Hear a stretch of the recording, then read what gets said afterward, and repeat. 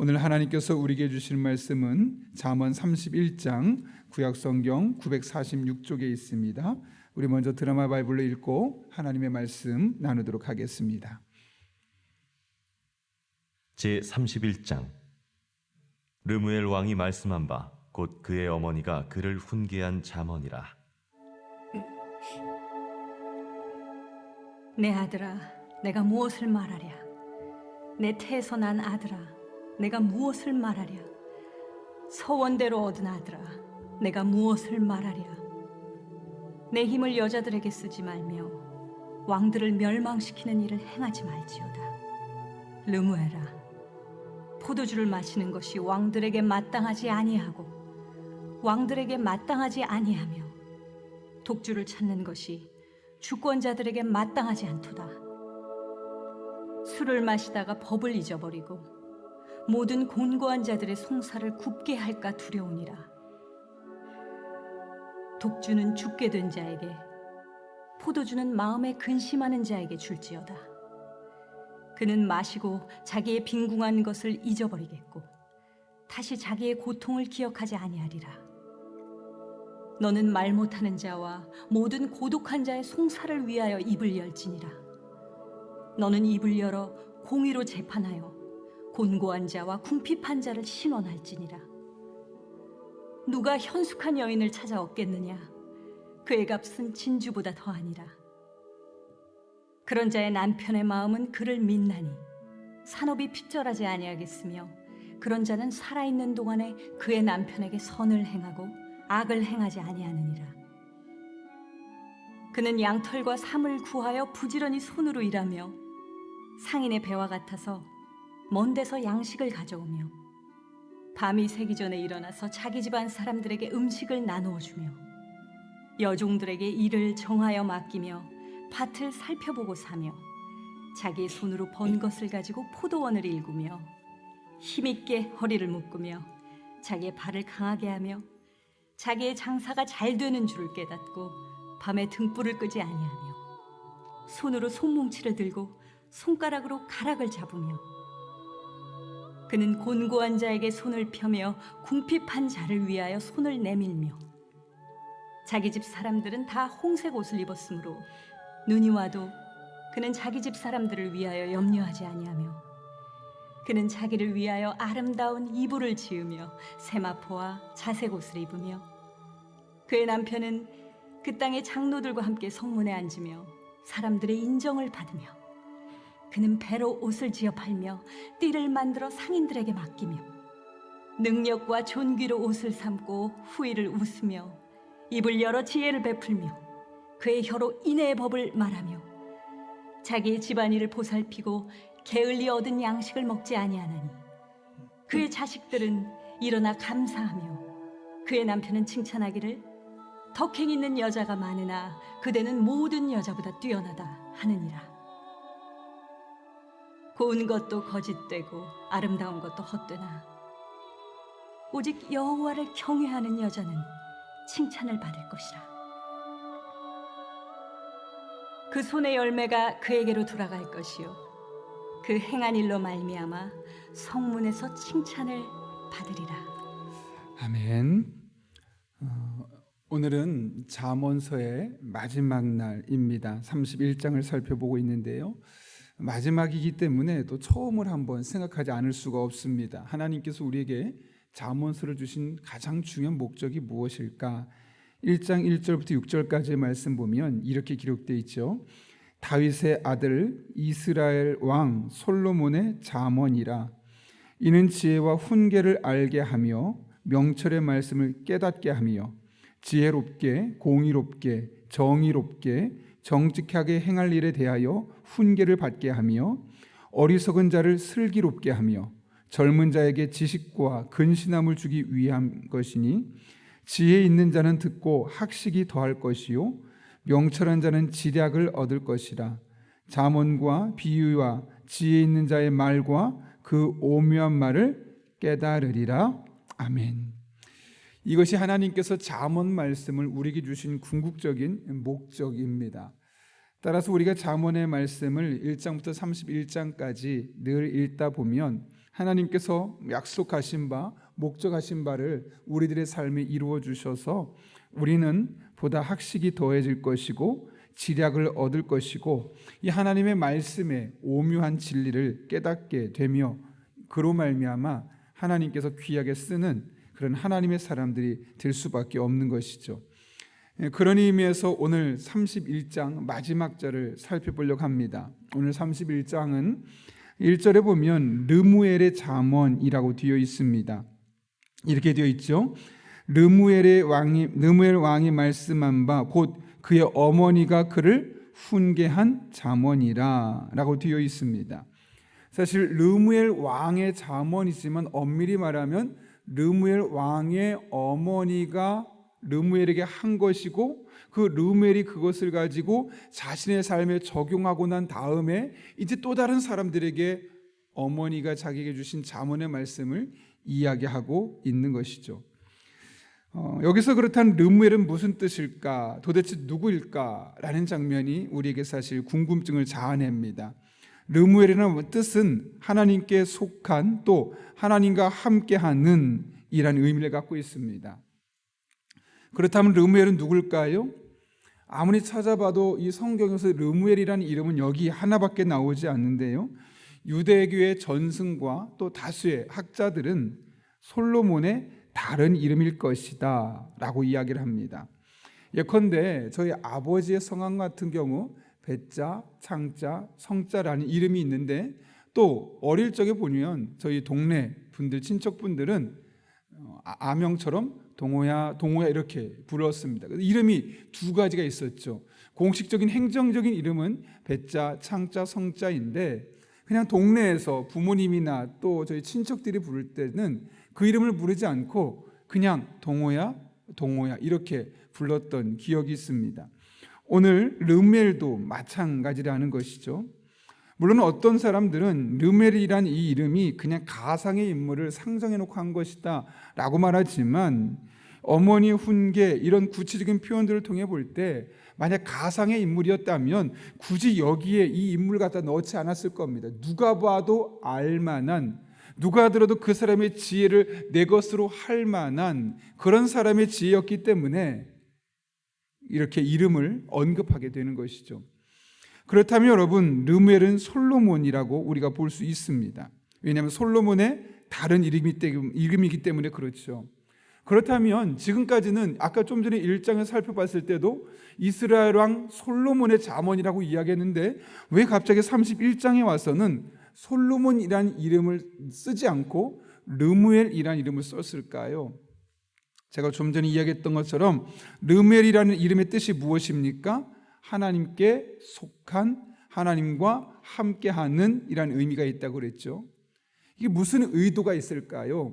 잠언서를 끝내는 시점에서 솔로몬이라는 이름 대신에 하나님이 함께하는, 하나님께 속한 사람의 잠언이다 라는 말을 하는 이유, 이제 좀 이해가 되십니까?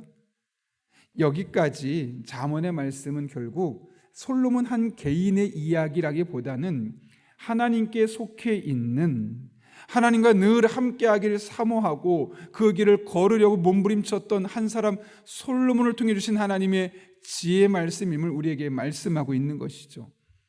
따라서 우리에게 의도하는 바는 우리 또한 그냥 자신의 이름을 드러내고 유명한 사람이 되고는 사람 것을 넘어서서 늘 하나님께 속한 사람, 하나님과 함께하는 사람이 되기를 바라는 마음으로 일부러 솔로몬이라는 이름을 르무엘이라는 말로 바꿨다고 보시면 되겠습니다. 그렇다면 오늘 본문은 솔로몬에게 그의 어머니 밧세바가 해준 지혜 말씀이요 잠언임을 깨닫게 됩니다. 이 부분이 은혜가 되는 것은 제가 이야기했던 것처럼 그의 어머니의 지혜 때문이요 또 그런 어머니의 말씀을 잘 수용하고 들을 뿐만 아니라 훈계이고 경고임에도 불구하고 잘 들을 뿐만 아니라 자기 삶으로 살아내고 이후에 누군가에게 이 지혜를 전수하고 있는 이 르무엘 솔로몬의 모습 때문에 그렇습니다. 사실 자녀들에게 부모님의 말은 아무리 좋은 말도 잔소리로 들리는 경향이 짙습니다. 그러나 적어도 오늘 솔로몬은 어머니의 말씀을 달게 받았습니다. 좀 전에 이야기했던 것처럼 1절에 보게 되면 르무엘 왕이 말씀한 바 곧 그의 어머니가 그를 훈계한 말씀이라고 합니다. 훈계가 무엇일까요? 경고하고 그렇게 하면 안 돼. 약간 좀 들을 때 편안한 대화라기보다는 마음이 불편해질 수 있는 대화입니다. 근데 그럼에도 불구하고 이 어머니의 이야기를 다 수용했고 그것을 자신의 삶에 철저하게 적용했고 이제 누군가에게 그 말씀을 이렇게 살아보라고 우리 어머니가 나에게 말씀하셨는데 나 또한 당신들에게 그렇게 권면하고 있습니다 라고 이야기하고 있는 것이죠. 솔로몬은 어머니의 말씀을 달게 받았습니다. 아들이 들을 수밖에 없고 또 따를 수밖에 없었던 그 어머니의 영적인 권위가 있었기 때문에 그렇죠. 만약 그 어머니에게 이런 영적인 권위가 없었다면 한나라의 왕이 어머니의 말을 이렇게까지 수용할 이유가 없었을 겁니다. 그런 의미에서 바라기는 우리 한 사람 한 사람의 신앙 지혜와 간증이 우리 자녀들에게 영적인 권위가 있는 말씀으로 들리고 이것이 우리 자녀들의 영적인 자양분이 될 수 있기를 바랍니다. 그래서 우리 자녀들 또한 솔로몬처럼 하나님께서 쓰시는 지혜로운 사람 될 수 있기를 예수님의 이름으로 축원합니다. 그렇다면 여러분 솔로몬의 어머니 밧세바는 솔로몬에게 어떤 말씀을 남겼을까요? 오늘 3절부터 9절까지 말씀 보게 되면 반복되는 표현이 있는데요. 이것을 한마디로 말하면 술을 가까이 하지 말라는 겁니다. 여러분 3절부터 9절까지 말씀 볼까요? 특별히 3절 이후에 4절 보면 르무엘아 포도주를 마시는 것이 왕들에게 마땅하지 아니하고 왕들에게 마땅하지 아니하며 두 번이나 반복하고 있죠. 독주를 찾는 것이 주권자들에게 마땅하지 아니하도다. 또 5절도 술을 마시다가 6절에 독주는 또 포도주는 이렇게 계속해서 술에 대한 이야기를 하고 있음을 보게 됩니다. 왜 술을 마시는 것을 금하고 있는 걸까요? 5절 보게 되면 이렇게 되어 있죠. 술을 마시다가 법을 잊어버리고 모든 곤관자들의 송사를 굽게 할까 두려우니라. 무슨 말이냐면 술을 자꾸 마시다 보면 법을 잊어버린다는 것은 하나님의 말씀, 내 삶의 기준이 되고 나의 삶의 방향타를 제공하는 이 하나님의 말씀이 생각나지 않는다는 거죠. 본능대로 술에 취해서 활동할 수밖에 없기 때문에 그 술이야말로 하나님의 사람을 망가뜨리고 무너뜨리는 가장 치명적인 요소가 될 수밖에 없는 겁니다. 정신이 멀쩡해야지만 이성적이어야지만 내가 하나님의 말씀을 따라 이런 행동하면 안 되는데 아니 오히려 이런 행동으로 나아가야 되는데 분명한 기준이 있는데 술 취하면 그런 기준이 흔들려 버리는 겁니다. 내가 지금 무슨 상황 속에서 어떤 생각하고 있는지조차도 흔들릴 때가 얼마나 많습니까? 본능대로 살게 되기 때문에 하나님의 말씀을 잊어버리니 술을 가까이 하지 말라는 겁니다. 그 다음에 이어지는 5절 끝부분은 곤관자들의 송사를 굽게 할까 두려우니라. 판단력이 흐려져서 나로 말미암아 어떤 사람이 어려움을 겪게 될 수도 있을 것이다 라고 이야기하고 있는 겁니다. 그러면서 6절에서 뭐라고 말합니까? 다시 한번 읽어볼까요? 독주는 죽게 된 자에게 포도주는 마음에 근심하는 자에게 줄지어다. 7절이요. 그는 마시고 자기의 빈궁한 것을 잊어버리겠고 다시 자기의 고통을 기억하지 아니하리라.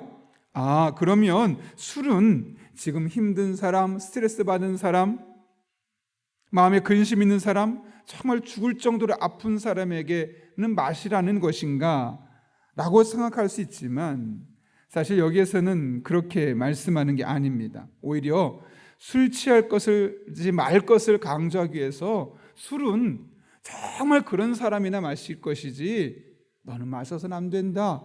오히려 이렇게 상대적으로 비교하면서 가능한 한 술에 대해서 우리가 초연하게 대처할 것을 말씀하고 있는 것이죠. 술은 사람을 잡아먹습니다. 실제로 많은 우리 사회 범죄가 술을 마시고 난 이후에 나타나는 현상임을 통계적으로 우리는 볼 수 있습니다. 하나님의 자녀된 여러분 술 취하지 말고 오히려 하나님의 영에 충만하고 하나님의 영에 취하여 성령께서 여러분을 이끄시는 삶, 술이 여러분을 혼란을 주고 술이 여러분의 판단력을 흐린 가운데 그 술에 이끌려 살아가는 사람들이 아니라 아무리 힘들고 어렵고 답답해도 하나님 앞에 나와 성령 충만한 가운데 하나님께 이끌린 바를 살아가는 우리 한 분 한 분 될 수 있기를 예수님의 이름으로 축원합니다. 그런가 하면 르무엘의 어머니는 마지막으로 현숙한 여인을 찾을 것을 권면하죠. 10절, 누가 현숙한 여인을 찾아 얻겠느냐, 그의 값은 진주보다 더하니라. 현숙한 여인의 가치는 당시의 고귀한 보석과 같았던 진주보다 더 고귀한 존재다라고 말씀하고 있는 겁니다. 그러면서 그런 일을 만나면 11절부터 29절까지 말씀을 통해서 이런 유익이 있을 것이다 라고 말하면서 정말 아주 길게 현숙한 여인에 대해서 설명하고 있는 겁니다. 그런데 여러분, 가장 중요한 요소가 있습니다. 현숙한 여인이 진주보다 더한데 11절부터 29절까지 보면 정말 그런 현숙한 여인을 아내로 맞았을 때 얻을 수 있는 유익이 얼마나 많은지를 자세하게 설명하는데, 가장 중요한 건 사실 30절의 말씀이 있는데요. 우리가 같이 한번 읽어보겠습니다. 시작.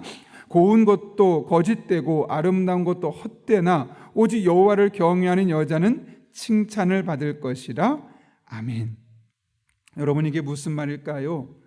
고운 것, 아름다운 것, 물론 그것들이 우리에게 참 유익을 주는 것이 많죠. 그런데 그것이 가장 중요한 요소가 아니라는 것이고, 이것을 앞부분에 언급하는 이유는 무엇이냐면, 우리 사람들은 본능적으로 고운 것, 아름다운 것, 예쁜 것, 잘생긴 것을 선호하는 경향성이 있다는 겁니다.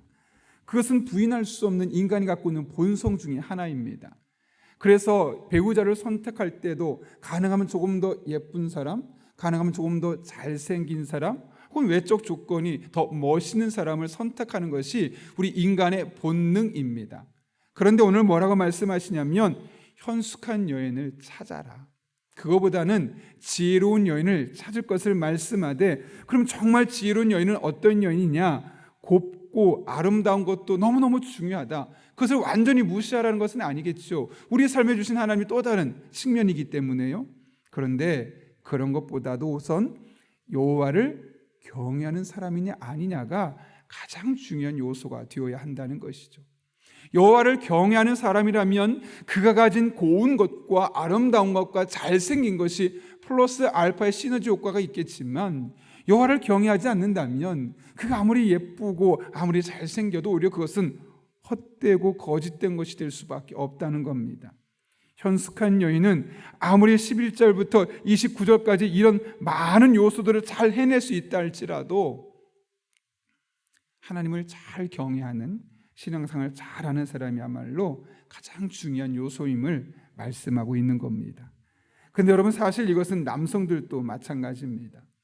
지혜로운 남성은 하나님을 경외하는 사람들입니다.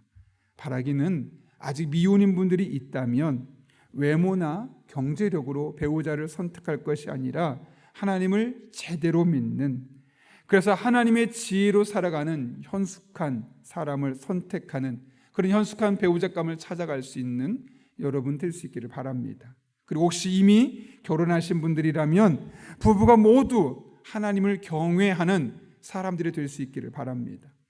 혹시 배우자 중에 한 사람이 아직 하나님을 알지 못한다면, 그래서 현숙한 여인, 현숙한 사람, 지혜로운 사람으로 살아갈 수 있는 가능성이 적다면 그의 영혼을 위해 기도해 보십시오. 우리의 기도를 들으시고 우리를 선한 길로 인도하신 하나님께서 반드시 우리의 기도에 열매 맺게 주실 것입니다. 그래서 여러분 한 분 한 분이 남은 평생 살아가며 하나님을 잘 경외하는 그런 배우자들과 행복하고 아름다운, 특별히 오늘 31절 말씀처럼 그 손의 열매가 그에게로 돌아갈 것이요 그 행한 일로 말미암아 성문에서 칭찬을 받는 그런 은혜가 여러분들의 가정마다 경험될 수 있기를 예수님의 이름으로 축원합니다. 우리 함께 기도하겠습니다. 거룩하신 아버지 하나님, 오늘 잠언 말씀을 마칩니다. 어느덧 1장부터 31장까지의 말씀을 돌아보게 되었습니다. 31장을 마치면서 솔로몬이라는 이름 대신에 하나님께 속한, 하나님과 함께하는 이란 뜻을 갖고 있는 르멜이라는 이름을 써서 우리가 하나님과 함께하는 삶, 하나님께 속한 삶이 얼마나 귀한 것이고 그런 삶은 잠언을 가까이 하는 삶임을 깨닫게 하시는 애 진심으로 감사를 드립니다. 이제 잠언은 끝나고 전도서로 넘어가지만 기회가 될 때마다 잠언의 말씀을 우리 매일매일의 양식으로 삼을 때 이 말씀으로 말미암아 지혜로운 사람들, 이 말씀으로 말미암아 현숙한 사람들 되게 도와주시고, 그렇게 우리의 살아가는 삶의 자리마다 하나님으로 말미암아, 하나님의 지혜로 말미암아 감사와 은혜와 사랑과 축복을 늘 간증할 수 있는 믿음의 사람들 되게 하여 주옵소서. 예수님의 이름으로 기도하옵나이다. 아멘. 우리 다 함께 주님께서 가르쳐준 기도하겠습니다. 하늘에 계신 우리 아버지, 아버지의 이름을 거룩하게 하시며 아버지의 나라가 오게 하시며 아버지의 뜻이 하늘에서와 같이 땅에서도 이루어지게 하소서. 오늘 우리에게 일용할 양식을 주시고 우리가 우리에게 잘못한 사람을 용서해 준 것 같이 우리 죄를 용서해 주시고 우리를 시험에 빠지지 않게 하시고 악에서 구하소서. 나라와 권능과 영광이 영원히 아버지의 것입니다. 아멘. 우리 함께 이 시간 기도하실 때 오늘 말씀을 기억하며 기도합니다. 솔로몬이라는 이름을 르무엘이라는 이름으로 바꿨습니다. 하나님께 속한, 하나님과 함께하는 왕, 잠언으로 적용할 때 그런 은혜가 있다는 것이죠. 오늘 우리도 우리들의 삶의 르무엘이 될 수 있도록 늘 하나님의 말씀을 읽어가며 잠언의 말씀을 통해 하나님께 속한 삶, 하나님과 함께하는 삶을 살 수 있게 달라고, 또 우리가 현숙한 사람이 되고 또 현숙한 사람을 만나고 그렇게 현숙한 가정을, 지혜로운 가정을 만들어갈 수 있게 달라고 하나님 앞에 기도합니다. 한 걸음 나아가 오늘 공통으로 기도할 때 늘 성령으로 충만하게 인도해 주시고 오늘 또 마땅히 기도할 바를 알게 하여 주셔서 이를 통해 모든 것을 합력해서 선을 이루시는 하나님의 은혜를 경험할 수 있게 달라고, 또 나아가 우리 가정을 위해 기도할 때 가정의 부족한 부분들, 필요한 부분들을 채워주시고 해결해 달라고 오늘 중보기도팀이 또 기도합니다. 그들의 기도를 들으시고 응답해 주셔서 우리 교회 안에 많은 기도의 응답과 간증이 있게 도와주시고, 특별히 그렇게 헌신하는 중보기도 팀원 한 분 한 분의 삶에 하나님의 은혜와 능력과 축복이 날마다 경험될 수 있게 달라고, 또 세계 곳곳에서 전쟁과 가난으로 인해 힘들어하고 있는 사람들을 위로해 주시고 약자들이 이해받고 서로 마음을 헤아릴 수 있는 그런 나라들 될 수 있게 달라고, 여러분이 가진 기도 제목과 또 여러분의 기도가 필요한 분들을 위해서 이 시간 하나님의 지혜와 인도하심을 구하며 함께 기도하겠습니다. 거룩하신 아버지 하나님, 오늘도 우리를 주님 전에 불러주시고 함께 하나님을 예배하며 찬양하며 기도하게 하시는 내 진심으로 감사를 드립니다.